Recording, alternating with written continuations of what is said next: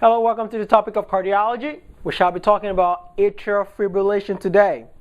Now, atrial fibrillation is one of the most common arrhythmias that we find clinically in patients. And today I'm going to show you the pathophysiology that causes atrial fibrillation. And we're going to talk about what you look for on EKGs so that you can be able to recognize this. And we're going to end up with a case, okay? So the first thing we want to talk about is what is atrial fibrillation? Definition. Well, in order to be able to actually talk about what atrial fibrillation means, let's break the word into two. Something is happening in the atrium and it's fibrillating. Fibrillating. Well, we'll find out at the end of this lecture. So I'm going to just say it's a fibrillating or quivering atrium.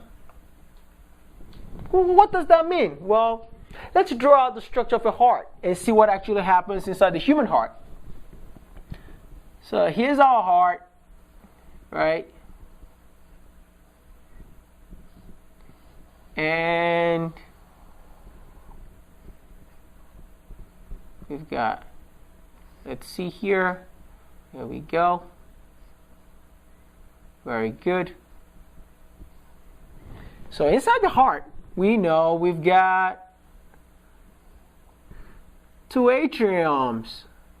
We've got the left atrium and the right atrium. We've got the ventricles. And right there we go. So we've got the atrium right here. Right atrium, the left atrium. Well, in order for the heart to work, remember the heart is just a pump. It's a pump with wires, electrical wires surrounding it. So what happens is like turning on your car. You turn it on with the key. There's a ignition. You turn it on. You start it up. The electrical system gets activated. It tells the muscles to squeeze, and we're pumping blood around the body. Well, that's a simple analogy. Let's see what that is happening inside a human heart. Well, in the heart, we've got a node sitting up right in the right atrium. Notice that the SA node. All right.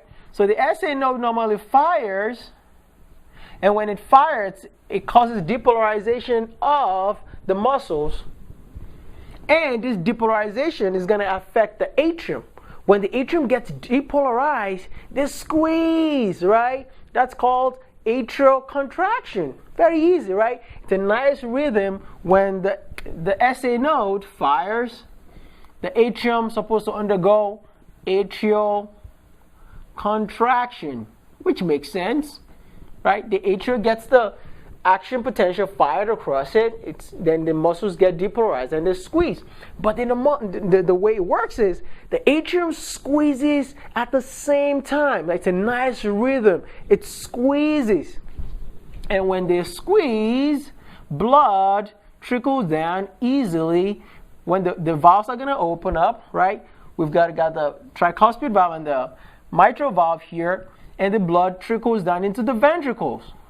Now, right at the junction here is the AV node. The AV node is going to get the depolarization also and fire down the his bundle, going down the left and the right, right? The right bundle and the left bundle,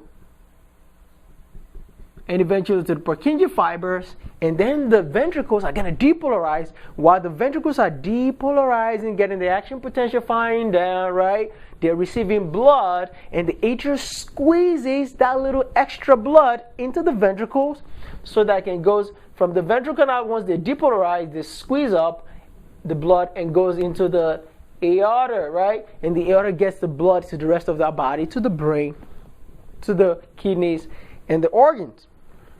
That's good, right? So what happens in atrial fibrillation?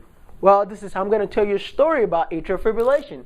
Did you notice there's only one node known as the sinoatrial node? Sinus, right? Atrial node. Only found one inside the atrium. Well, unfortunately, when you have atrial fibrillation, people get mad. They don't want to have one leader. They say, oh, you know, why is it always has to be the SA node firing all the time? You know, why can't I be the guy firing? So all of a sudden, there's this other extra guys popping up, trying to be a node also. I'm like, really? This is a whacked out conspiracy. No, don't do that.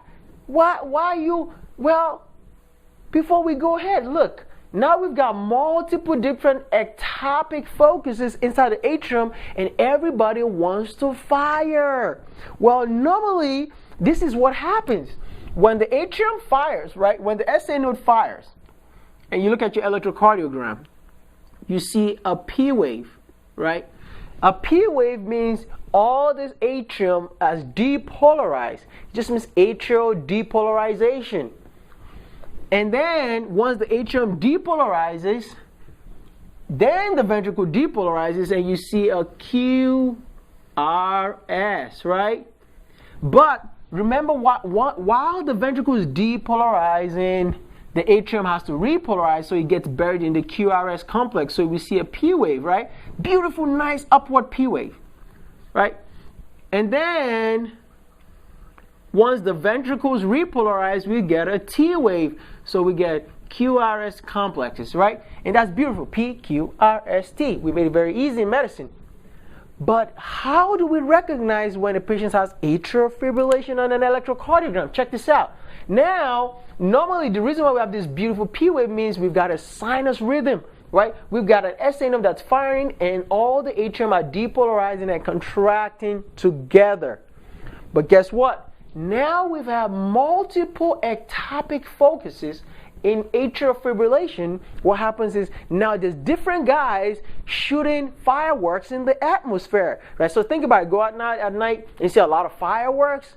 Well, all this, there's only supposed to be one firework. There's so many fireworks, and now the atrium is like, who should we listen to? I don't know, should I listen to each other? And now there's confusion in the atrium. It's like a nasty war. And what happens is the atrium starts to quiver.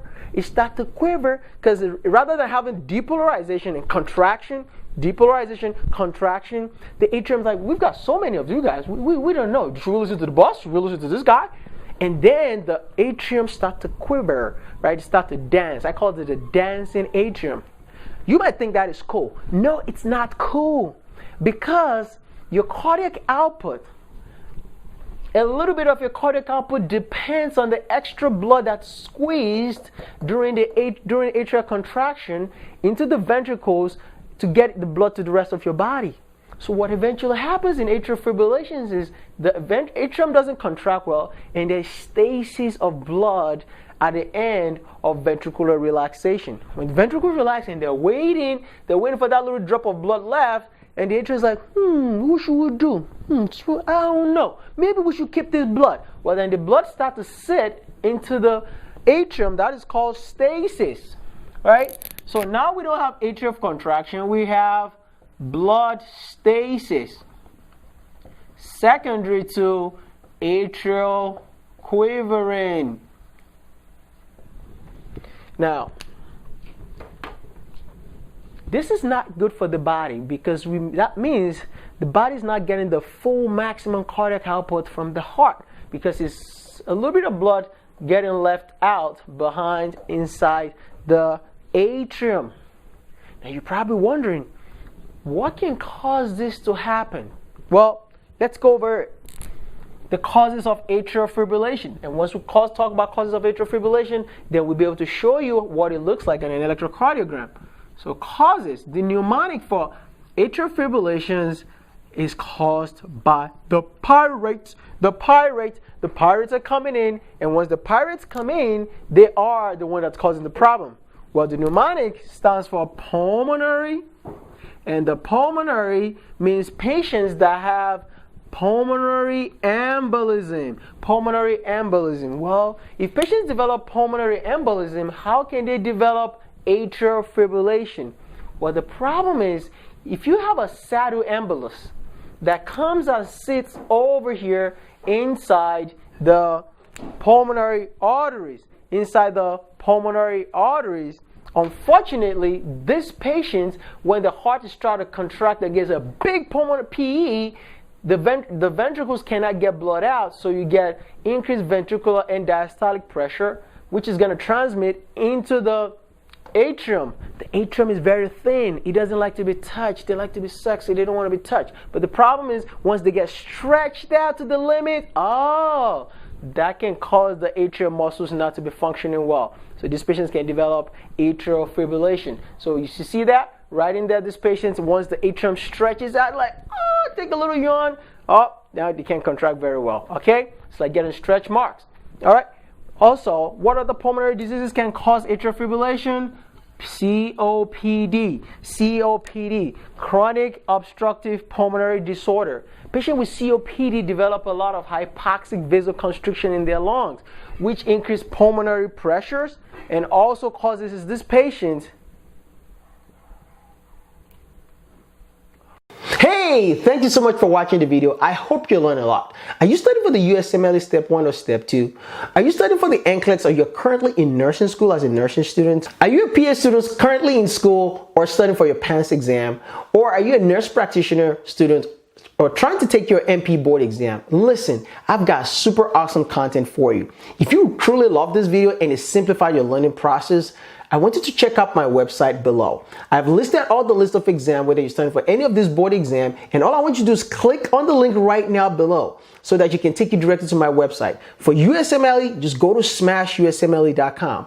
For NCLEX, go to crushnclex.com. And if you're studying for the PANCE exam, the nurse practitioner exam, or you're studying for your internal medicine board exam, just click below and it'll take you directly to ftplectures.com. Listen, I can't wait to help you. If you need to get in touch with me, just get to my website, be able to reach me directly, and we can work together one-on-one. Listen, you're super awesome, and my goal here is to help your dream come true. If you want to be a doctor, want to be a nurse practitioner, a registered nurse, or physician assistant, I'm here to help you get to that next level with your medical knowledge. Let's save the world together. I love you guys. You guys are super awesome, and do not forget to click on the link below to be able to get to my website. Also, don't forget to subscribe to my channel. You guys have a great day. Let's go.